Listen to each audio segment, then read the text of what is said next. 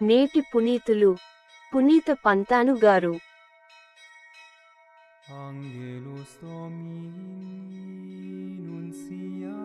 దేవుడు ప్రాణులు చనిపోవుటను చూచి ఆయన సంతసింపడు. ఆదివారం, జూలై 7, 2024. మొదటి పఠనం యెహెజ్కేలు గ్రంథము 2వ అధ్యాయం 2-5 వచనాలు.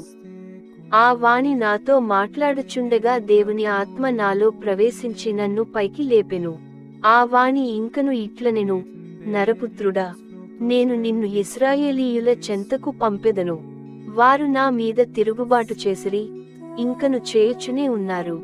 వారి పూర్వులకును అట్లే చేసిరి. వారు మొండివారు, నన్ను లెక్క చేయనివారు. యావే ప్రభుడనైన నా సందేశమును వినిపించుటకుగాను నేను నిన్ను వారి చెంతకు పంపుదును. ఆ తిరుగుబాటుదారులు నీ మాట వినినను వినకున్నను తమ నడుమ ఒక ప్రవక్త ఉన్నాడని అయిన గ్రహింతురు.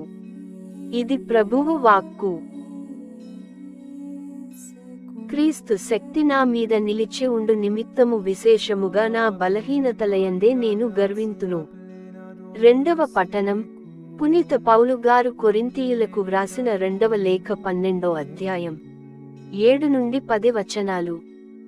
నేను చూచిన అద్భుత విశేషములను గూర్చి గర్వముతో ఉబ్బిపోకుండా నా శరీరములో ఒక ముల్లు గుచ్చబడినది. అది సైతాను దూతగా పనిచేసి నన్ను నలగగొట్టి గర్వము లేకుండా చేయును. దీనిని గూర్చి 3 మారులు ప్రభువునకు మనవి చేసితిని. దానిని తొలగింపవలయునని ప్రార్థించితిని. అందుకు నా కృప నీకు చాలును, బలహీనతయందు నాశక్తి పరిపూర్ణమగుచున్నది అని ఆయన నాతో చెప్పెను. కాగా క్రీస్తు శక్తి నా మీద నిలిచి ఉండు నిమిత్తము విశేషముగా నా బలహీనతలయందే నేను గర్వింతును.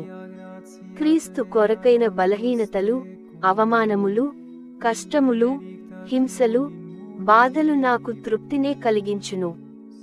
ఏలయనా, నేను ఎప్పుడు బలహీనుడనో అప్పుడే బలవంతుడను.